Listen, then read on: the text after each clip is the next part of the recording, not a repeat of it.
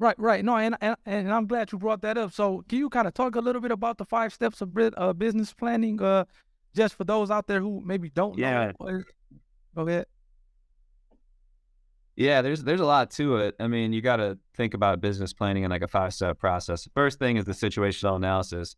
Before you even think about a product, who's your end user, right? Who's this end user that you're gonna try to get? That's gonna be your target market. Then you think about like what kind of things that they deal with on any given day. I live in West Michigan. I might get sunburnt or I might get frostbite in the same day. What kind of issues am I gonna run into when I walk out to my car in the morning? Well, I need a coat. So now I can develop a jacket. That's a situational analysis. What market conditions exist with that target end user in mind Yep. that have led you to create this business idea? So now you can start connecting the dots going backwards. Well, now we have a product. Now we have a product that'll get your ideal situation and your reality to line up. But the only way to meet that ideal situation is to buy my product. Otherwise, your life's going to be miserable. Right. That's marketing, right? So that's part of that market research and the marketing environment. That's step two. Then you're going to move into your operations planning. You're going to start looking at the product development, which, hopefully at that point in time, you've been able to budget for some prototyping and actually getting it out and getting some real consumer feedback. So then you're going to move in from there. Then you'll look at your financials and your controls. So does the budget work? How much money do I need? At what point am I going to break even? What are some dates that I can put on a calendar? Strategy is all about measurable and predictive things. So if I'm saying I think in month 6, I'll have product to market. So by month 18, I'm expecting to break even.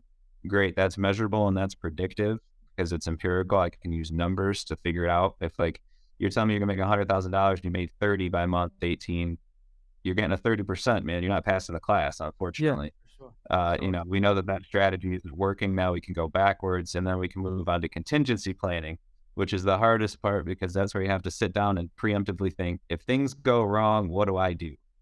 Step 5 is always the hardest part, right? It's Yep. like, oh, force majeure. Well, if there's a pandemic, if you would have said that to me 5 years ago, I would have laughed at you. Yeah. If they Right. had have said, oh, well, the economy might shut down and, people can't buy gardening stuff at the store, I would have laughed you out the door and been like, you're so full of it. You don't know what you're talking about. But now I'm like, yeah, man, think about supply chain disruption and global Right. pandemics as part of your business planning.